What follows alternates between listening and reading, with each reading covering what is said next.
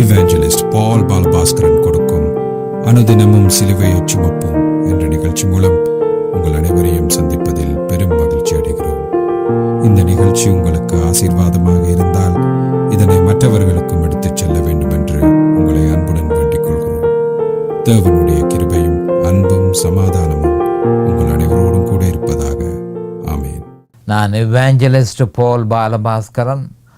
அனுதினமும் சிலுவையை சுமப்போம் என்ற இந்த நிகழ்ச்சியில் மறுபடியும் என் சகோதரர்களையும் என் சகோதரிகளையும் என் நண்பர்களையும் சந்திப்பதில் நான் பெரும் மகிழ்ச்சி அடைகிறேன். இந்த அருமையான நேரத்தை கர்த்தராகிய இயேசு கிறிஸ்து எங்களுக்கு ஒதுக்கி தந்திருக்கிறார். இந்த நேரத்தில் கர்த்தருடைய வேத வார்த்தைகளை உங்களோடு பகிர்ந்து கொள்வது எனக்கு மிகுந்த சந்தோஷத்தை அளிக்கிறது என்பதை நீங்கள் அறிந்து கொள்ள வேண்டும். கர்த்தருடைய வார்த்தையின சொல்லப்படும் பொழுது அது எந்த காலத்திலும் சிலுவையில் அறையப்பட்ட இயேசு கிறிஸ்துவை பற்றியே பிரகடனப்படுத்துகிறது என்ற உண்மையை நாம் தெளிவாக அறிந்திருக்க வேண்டும். நாம் இப்பொழுது வேத வாக்கியத்திற்கு போவோம். யாத்திராகமம் 3:8. அவர்களை எகிப்தியரின் கைக்கு விடுதலையாக்கவும் அவர்களை அந்த தேசத்திலிருந்து நீக்கி கானானியரும் ஏத்தியரும் எமோரியரும் பெரிசியரும் ஏவியரும் எபூசியரும் இருக்கிற இடமாகிய பாலும் தேனும் ஓடுகிற நலமும் விசாலமுமான தேசத்தில் கொண்டு போய் சேர்க்கவும் இறங்கினேன். இந்த வேத வார்த்தைக்கு நான் தெரிந்து கொண்ட தலையங்கம் விடுதலை, டெலிவரன்ஸ். நாம் இப்பொழுது ஜெபத்திற்கு கடந்து செல்வோம். அருமையான எங்கள் பிதாவே உமக்கு ஸ்தோத்திரம். பரலோகத்தின் தேவனே உமக்கு ஸ்தோத்திரம். உம்முடைய குமாரன் இயேசு கிறிஸ்துவை பலியாக சிலுவையில் ஒப்பு கொடுத்து அவருடைய விலையேறப்பட்ட இரத்தத்தினால் தவறி நீரங்கள் எல்லோரையும் மீட்டு கொண்டதற்காக உமக்கு அண்டண்டைக்கும் ஸ்தோத்திரம். இந்த நேரத்தில் இதனை கேட்டுக்கொண்டிருக்கும் என் சகோதரர்கள், என் சகோதரிகள், என் நண்பர்கள் எல்லோரையும் தேவரீர் ஆசீர்வதித்து அபிஷேகித்து அவர்களுக்கு பிரகாசமான மனக்கண்களை கொடுத்து உம்முடைய வேத வார்த்தைகளை அறிந்து கொள்ளக்கூடிய பாக்கியத்தையும் அவர்களுக்கு கொடுத்தருள வேண்டும் என்றும், அதே நேரம் அடியேனையும் அபிஷேகித்து உம்முடைய வேத வார்த்தைகளை நிதானமான முறையில் போதிக்க உம்முடைய பரிசுத்த ஆவியானவர் அவரே முன்னின்று போதனை செய்ய வேண்டும் என்று இயேசு கிறிஸ்துவின் நாமத்தினால் கேட்டுக்கொள்கிறேன் பிதாவே. ஆமேன் and amen and amen. Hallelujah, hallelujah, hallelujah. Thank you Jesus. அப்போ இந்த தற்போதைய அநேகமான கிறிஸ்தவ சபைகள் விடுதலை என்ற அந்த சொற்பதத்தை முற்றும் முழுதும் தவறாக புரிந்து வைத்திருக்கிறார்கள் என்பதை நாம் அறிந்து கொள்ள வேண்டும். கட்டுண்டோர போதகர்கள் விடுதலை செய்ய முடியும் என்று அவர்கள் நிஜமாகவே நம்புகிறார்கள். அப்போ நான் சொல்லுகிறது என்னென்று சொன்னால், போதகர்கள் தங்களுடைய சொந்த பலத்தினால் விடுதலை செய்ய முடியும் என்று சொல்லி அநேகமான போதகர்கள் நிஜமாகவே நம்புகிறார்கள். அவ்வாறான சிந்தனை வேத வசனத்துக்கு ஓரளவு ஒத்ததாக இருப்பினும் போதகர்கள் அதனை உபயோகிக்கும் சந்தர்ப்பங்கள் வேத வசனத்துக்கு விரோதமாகவே இருக்கிறது என்பதை நாம் அறிந்து கொள்ள வேண்டும். நான் ஒரு பிரபலமான போதகரின் கூட்டத்துக்கு போயிருந்தேன். கூட்ட முடிவில் போதகர் எல்லாருடைய தலையிலும் தாம் கையை வைக்கப் போவதாகவும் எல்லாரும் வரிசைப்படி வரும்படியும் அவர் கேட்டுக்கொண்டார். இது மார்க் 16, 17, 18 ஒத்து போகிறது. ஏறத்தாழ 1000 பேருக்கு மேலாக வரிசையில் நின்றார்கள். போதகர் 4 மணித்தியாலத்திற்கு மேல் அவரிடத்தில் போகும் ஒவ்வொரு மனுஷர் மேலும் அவர் கையை வைத்தார். அவரும் களைத்து போனார். வரிசையோ முடிந்தபாடில்லை. ஆயினும் போதகர் பல்வேறு யுக்திகளை கையாண்டு போட்டிருந்த கோட்டை கலத்தி ஜனங்களின் மேலிருந்து அது அப்போஸ்தலர் 19, 11, 12 ஒத்ததாக இருக்கிறது. எப்படியாயினும் தன்னுடைய வல்லமை மூலம் விடுதலை கொடுக்க அந்த போதகர் முயற்சித்தார். ஒவ்வொரு விசுவாசியும் ஒவ்வொரு விதமான பிரச்சனையை உள்ளவர்களாக இருக்கிறார்கள். அங்கே இருந்த மனுஷர்கள் எல்லாரும் ஒவ்வொரு விதமான பிரச்சனைகளோடு அவர்கள் இருந்தார்கள். சிலர் நோய்களில் இருந்து விடுதலை பெற வேணும் என்று விரும்பினார்கள். சிலர் பிசாசுகளினுடைய கட்டுக்களில் இருந்து விடுதலை பெற வேண்டும் என்று விரும்பினார்கள். சிலர் ஆசீர்வாதத்தை பெறுவதற்கும், சிலர் அந்த பாவத்தின் கொடூரமான ஆதிக்கத்தில் இருந்து விடுதலை பெற வேணும் என்றும் இப்படியாக பல்வேறு நோக்கத்தை உடையவர்களாக இருந்தார்கள். அப்போ ஒவ்வொரு மனுஷர்கள் அந்த கியூவில் நின்று ஒவ்வொரு மனுஷர்களும் பல்வேறு விதமான ஆவிக்குரிய பிரச்சனைகளை கொண்டவர்களாக இருந்தார்கள். அவர்கள் போதகர் தங்கள் மேலே கையை வைத்தால் தாங்கள் முற்றும் முழுதுமாக குணமாக்கப்படுவோம், சுகமாக்கப்படுவோம், ஆசீர்வதிக்கப்படுவோம் என்று அந்த விதமான சிந்தனை உடையவர்களாக இருந்தார்கள்.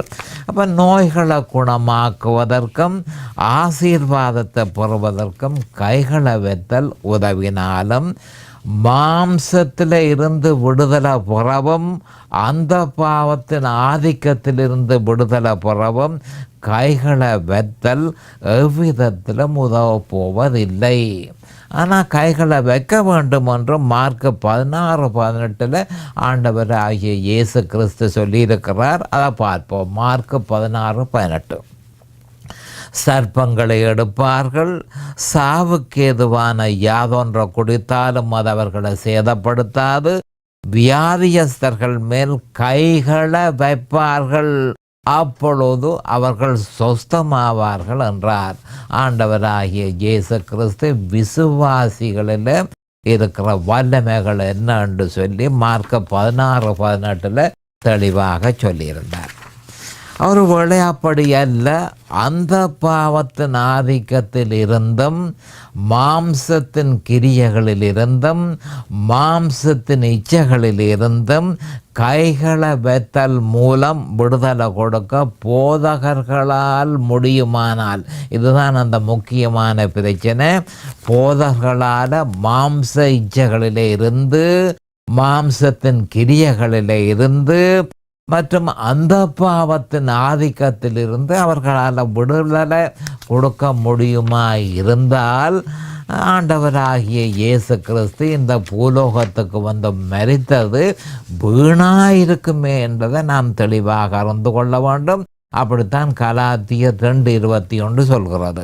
அப்படியானால் அந்த போதகர் விசுவாசிகளை தன்னிடத்தில் இழுக்கிறாரே தவிர கிறிஸ்துவிடத்திலே அவர் வழி நடத்தவில்லை என்பதை நாம் அறிந்து கொள்ள வேண்டும். அநேகமான போதகர்கள் இந்த நிலப்பாட்டு உடையவர்களாக இருக்கிறார்கள். இது வேத வாக்கியத்துக்கு விரோதமான செயல் என்பதை நாம் அறிந்து கொள்ள வேண்டும்.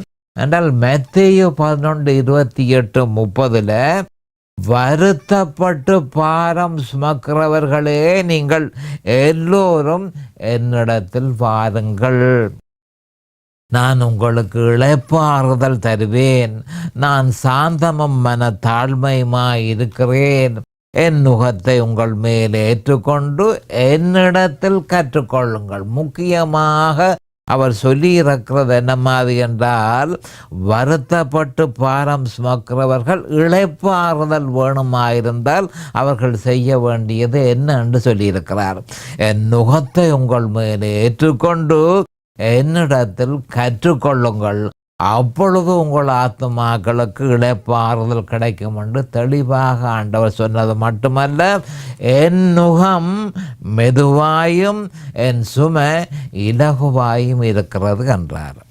அப்படியாயின் போதகர் தன்னிடம் வரவழைக்கிறாரா அல்லது கிறிஸ்துவிடம் அழைத்து செல்கிறாரா என்ற கேள்வி நிச்சயமாக எழும்பத்தான் செய்கிறது. என்று சொன்னால், அவர் தன்னிடத்தில் வந்து தான் கையை வைக்கும் பொழுது எல்லாம் சோமா போயிரும் அவர் கூப்பிடுறதா இருந்தால், ஆண்டவர் இங்கே சொல்லி இருக்கிறார், வருத்தப்பட்டு பாரம் சுமக்கிறவர்களே நீங்கள் எல்லோரும் என்னிடத்தில் வாருங்கள், அப்போ குறிப்பாக நம்ம அது என்று சொன்னால் இயேசு கிறிஸ்துவிடம் அழைத்து செல்ல வேண்டியதே முக்கியமாக நாம் செய்ய வேண்டிய விஷயம் என்பதை அறிந்து கொள்ள வேண்டும்.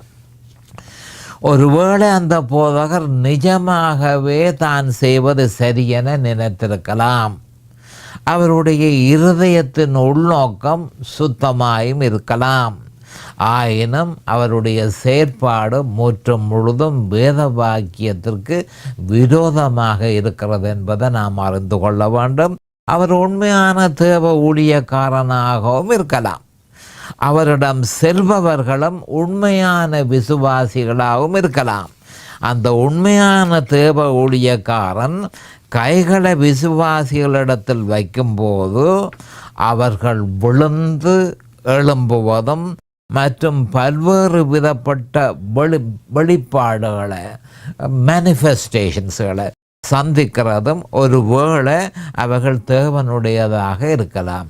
அப்போ இது பொதுவாக என்ன மாதிரி என்றால் அநேகமான சபைகளில் இது நடந்து கொண்டிருக்கிறது. போதகர் கையை வைத்த உடனே அவர்கள் விழுகிறது. மற்றது என்ன மாதிரி என்று சொன்னால் அசைகிறது, அங்காலி ஓடுறது, இஞ்சாலி ஓடுறது என்று அநேகமான சபைகளில் இதுகள் நடந்து கொண்டிருக்கிறது. ஆனால் அறிய வேண்டியது அதுகளில் அநேகமானது அதற்கும் தேவனுக்கும் எந்த விதமான தொடர்பும் இல்லை.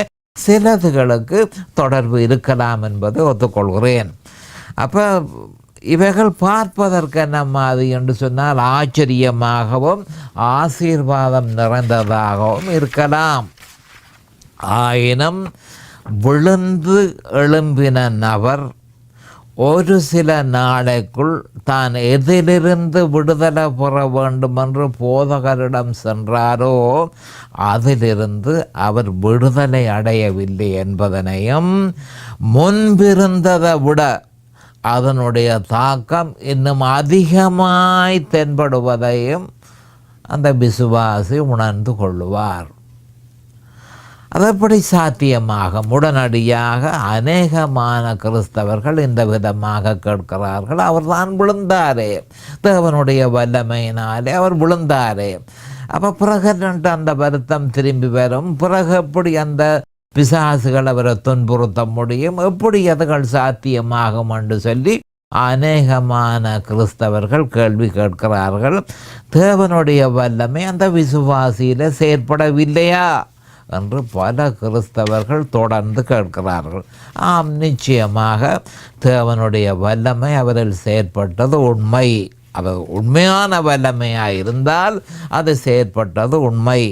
அப்படியாயின் என்ன நடந்தது என்பதே பலருக்கு ஆச்சரியமாக இருக்கிற விஷயமாக இருக்கிறது.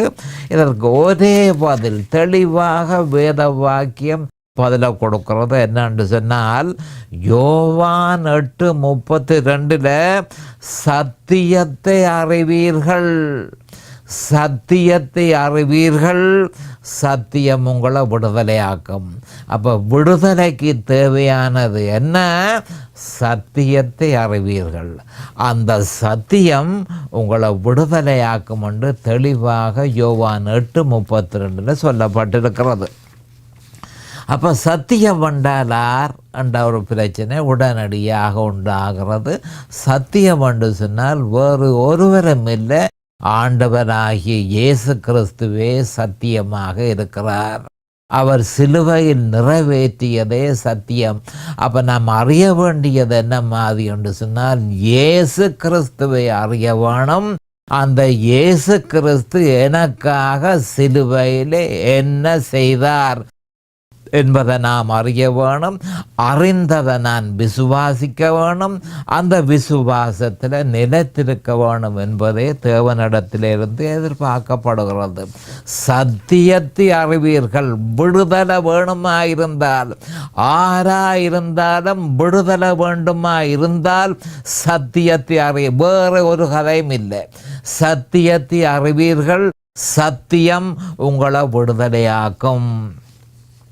அப்போ இந்த சத்தியத்தை தெளிவாக, அப்போ சத்தியம் என்றால் இயேசு கிறிஸ்து என்று அங்கே சொல்லப்பட்டிருக்குது. யோவான் எடுத்து 14:6 நாங்கள் பார்த்தால் என்னமானால் நானே சத்தியமும் விடுதலை, கவனமாக கேட்டுக்கொள்ளுங்கள், நானே வழியும் சத்தியமும் ஜீவனுமாய் இருக்கிறேன், என்னாலே அல்லாமல் ஒருவனும் பிதாவினிடத்தில் வரான் என்று சொல்லி ஆண்டவராகிய இயேசு கிறிஸ்து சொல்லியிருக்கிறார். திருப்பியும் அதை நான் சொல்லுகிறேன் என்ன மாதிரி என்று சொன்னால், நானே வழியும் சத்தியமும் ஜீவனுமாய் இருக்கிறேன், என்னால் அல்லாமல் ஒருவனும் பிதாவினிடத்தில் வர இயலாதென்று சொல்லி ஆண்டவராகிய இயேசு கிறிஸ்து சொல்லியிருக்கிறார். அப்ப ஆண்டவராகிய இயேசு கிறிஸ்து தான் சத்தியம், அவர் சிலுவையில நிறைவேற்றியது தான் சத்தியம். அப்ப அந்த சத்தியத்தை ஒரு மனுஷன் முற்றும் முழுதுமாக அறிந்து அதை விசுவாசித்து அந்த விசுவாசத்தை நிலைநிற்க வேணும் என்று தான் ஆண்டவர் எதிர்பார்க்கிறார். என்னத்துக்கு எதிர்பார்க்கிறார்? விடுதலை பெற வேண்டுமா இருந்தால், எதில் இருந்து விடுதலை பெற வேண்டுமா இருந்தாலும் அதுதான் தேவனால நியமிக்கப்பட்ட வழி. அந்த வழியை மாற்றினால் விடுதலை கிடைக்க போறது இல்லை. அப்போ அந்த வேத வாக்கியத்தினுடைய சரியான மொழிபெயர்ப்பு கிங் ஜேம்ஸ் வேர்ஷனில் நாங்கள் பார்க்கும் பொழுது, ஆங்கில வேதாகமத்தில் அந்த சத்தியத்தை அறிவீர்கள், அந்த சத்தியம் உங்களை விடுதலையாக்கும் என்றே சொல்லப்பட்டிருக்கிறது. அப்போ குறிப்பாக அந்த சத்தியம் என்று சொல்லப்பட்டிருக்க மனுஷர்கள் கன்ஃபியூஸ் பண்ணாதபடிக்கு, வேறொரு சத்தியத்துக்கு போகாதபடிக்கு ஒரே ஒரு சத்தியம் தான் இருக்கிறது. அந்த சத்தியத்தை அறிவீர்கள், அந்த சத்தியம் உங்களை விடுதலையாக்கும் என்று கிங் ஜேம்ஸ் வேர்ஷன் ஆங்கில வேதாகமத்தில் சொல்லப்பட்டிருக்கிறது. அப்போ ஒரே ஒரு சத்தியம் தான் இருக்குது, பல்வேறு விதமான சத்தியம் கிடையாது. அந்த ஒரே ஒரு சத்தியம் ஆண்டவராகிய இயேசு கிறிஸ்து. அந்த அந்த அந்த ஆண்டவராகிய இயேசு கிறிஸ்துவையும் அவர் சிலுவையில் எனக்காக செய்து முடித்தது என்ன என்பதையும் நாம் அறிய வேணும். என்னத்துக்கு அறிய வேணும்? விடுதலை பெற வேணுமா இருந்தால் அதுதான் கேட்டதை தவிர வேறு ஒன்றுமே எதிர்பார்க்கப்படவில்லை என்பதை நாம் அறிந்திருக்க வேணும்.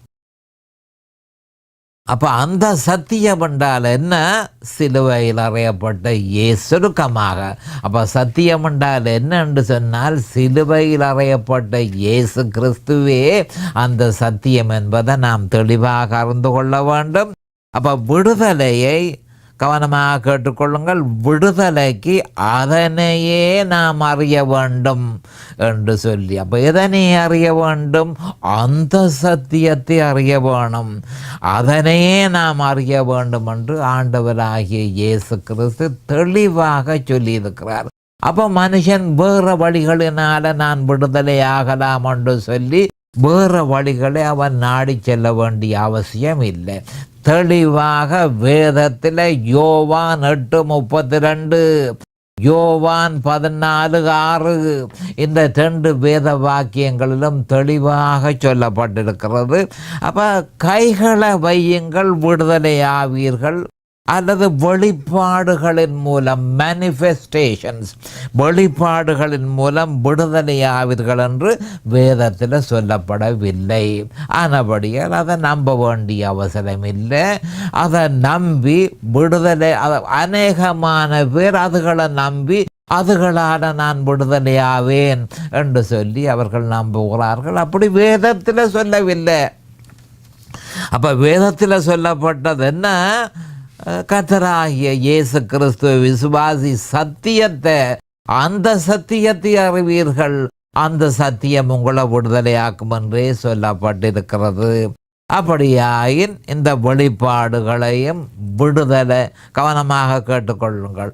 அப்படியாயின் இந்த வெளிப்பாடுகளையும் விடுதலையும் நிஜமாகவே அனுபவித்த கிறிஸ்தவர்கள் மறுபடியும் அவர்களில் மறுபடியும் அந்த பாவம் ஆளுகை செய்யுமாயின் அவர்கள் சத்தியத்தை அறிய வேண்டிய பிரகாரமாக அறியவில்லை என்பதே அதனுடைய பொருளாகும். அப்போ அநேகமான கிறிஸ்தவர்கள் என்ன மாதிரி என்று சொன்னால், வெளிப்பாடுகளை மேனிஃபெஸ்டேஷனை அவர்கள் பெற்றிருக்கிறார்கள். தாங்கள் விடுதலை பெற்ற மாதிரி ஒரு உணர்ச்சியும் அவர்களுக்கு வந்திருக்கிறது. ஆனால் பார்த்தா என்ன மாதிரி என்று சொன்னால், பிறகு கொஞ்ச நாளைக்குள்ள பழையபடி திருப்பி அதே நோயும் அதே கட்டும் அவர்களை திருப்பி திருப்பி வந்து கொண்டிருக்கிறதை அநேகமான கிறிஸ்தவர்கள் உணர்ந்திருக்கிறார்கள். அப்போ அதனுடைய அர்த்தம் என்ன? அப்போ அவர்கள் விடுதலை பெற்றதாக அவர்கள் நினைத்தார்கள். போதகரும் அப்படித்தான் அவர்களுக்கு சொன்னார். அப்போ அவர் சொன்னார், நீர் விடுதலை ஆகியிருக்கிறீர், பிசாசனுடைய பிடியிலிருந்து விடுதலை ஆகியிருக்கிறீர் என்று சொன்னால் அவரும் அதை நம்பி விசுவாசி அதை நம்பி போகும் பொழுது பிறகு சொற்ப காலத்துக்குள்ள மறுபடியும் திருப்பி அதே பிரச்சனை வருமா இருந்தால் உண்மை என்னன்னு சொன்னால் அந்த விசுவாசி அறிய வேண்டிய பிரகாரமாக சத்தியத்தை அறியவில்லை. அப்போ சத்தியத்தை அறிய வேண்டிய பிரகாரமாக அறிந்தால் வேத வாக்கியம் ஒரு காலமும் தவறாக போகிறது இல்லை, சொன்னபடியே நடக்கும். அப்போ சொன்னபடியே நடக்காமல் போதகர் சொன்ன மாதிரி இந்த வெளிப்பாட்டு வந்தபடியால் நீர் விடுதலையாயிருக்கிறீர் என்று போதகர் சொல்லியிருக்கிறார். ஆனால் அதே பிரச்சனை மறுபடியும் திரும்பி வந்தது உண்மையாயிருந்தால் அறிய வேண்டிய உண்மை என்ன?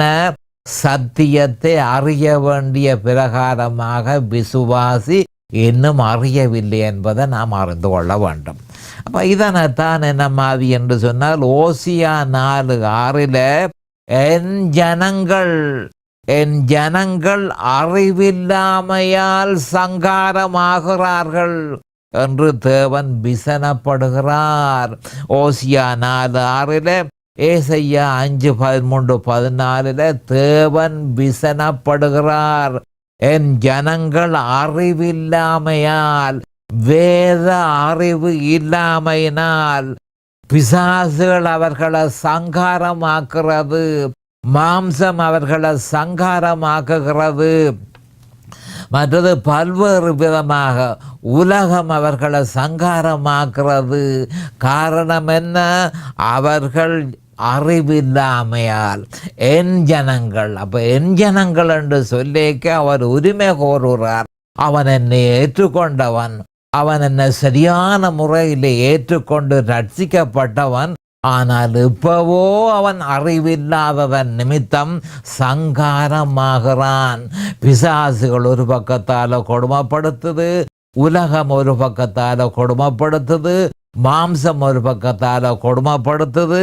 காரணம் என்ன? என் ஜனங்கள் அறிவில்லாமையால் சங்காரமாகிறார்கள் என்று சொல்லி ஆண்டவர் விசனப்படுகிறார்.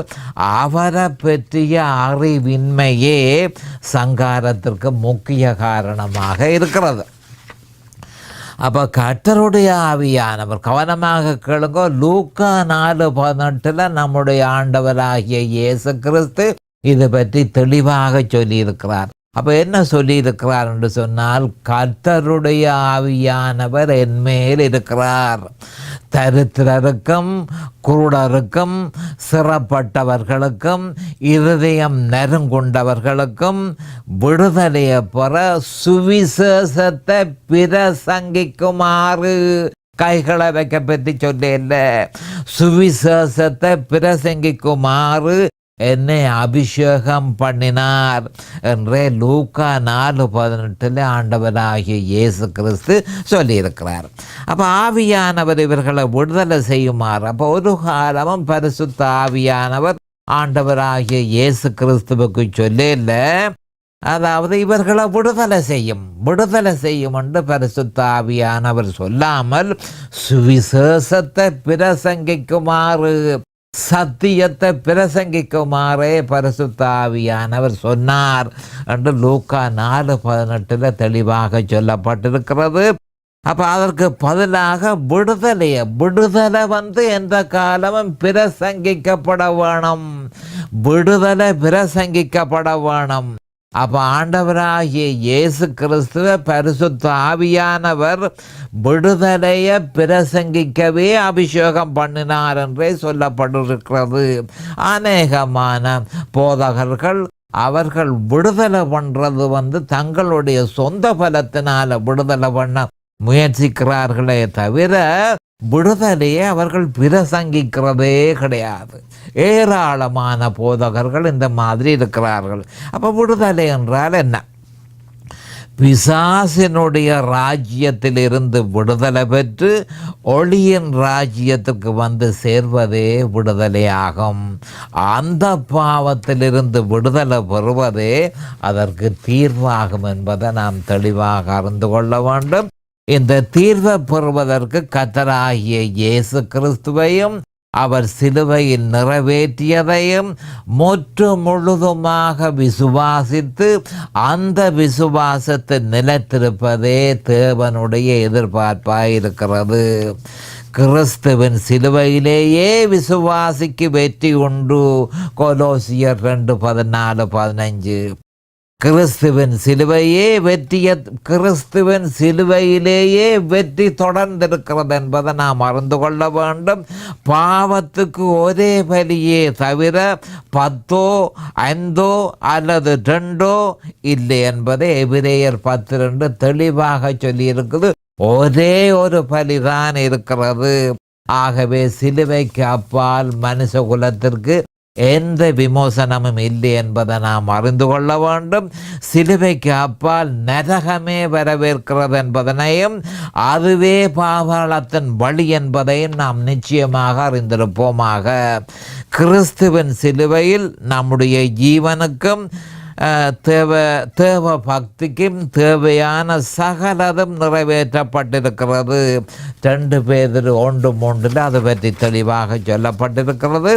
ஆகவேதான் கிறிஸ்து சிலுவை நிறைவேற்றியது நித்திய உடன்படிக்கை என கூறப்பட்டிருக்கிறது. எபிரேயர் 13:20. நித்திய உடன்படிக்கையோடு நாம் ஒன்றையும் கூட்டவும் கூடாது, அதிலிருந்து ஒன்றையும் குறைக்கவும் கூடாது.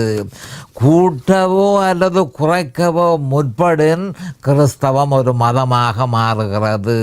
அது மதமாக மாறினபடியால் அந்த மதத்தை உபதேசிப்பவர்கள் வேறொரு சுவிசேஷத்தை உபதேசிக்கிறார்கள்.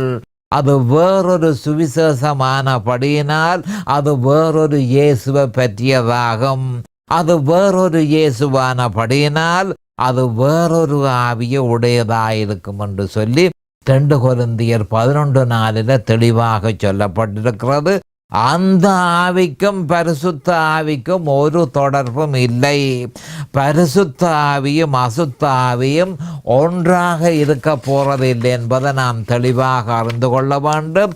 இந்த உண்மையை பலர் அறியாததன் நிமித்தமே விடுதலையை போதகர்கள் கைகளை வைப்பதன் மூலம் பெற்றுவிடலாம் என நிஜமாகவே நம்பி சீரழிந்த வாழ்க்கையை அவர்கள் நடத்துகிறார்கள்.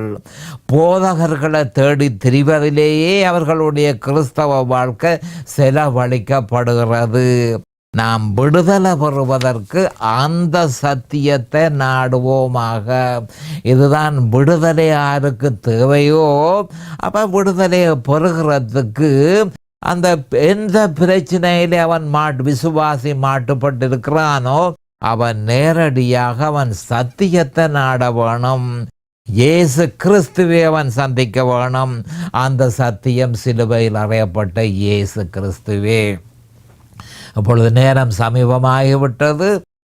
அடுத்த செய்தியில் நான் மறுபடியும் உங்களை சந்திக்கும் வரை கர்த்தராகிய இயேசு கிறிஸ்துவின் நாமத்தினால் நான் உங்களை ஆசீர்வதிக்கிறேன்.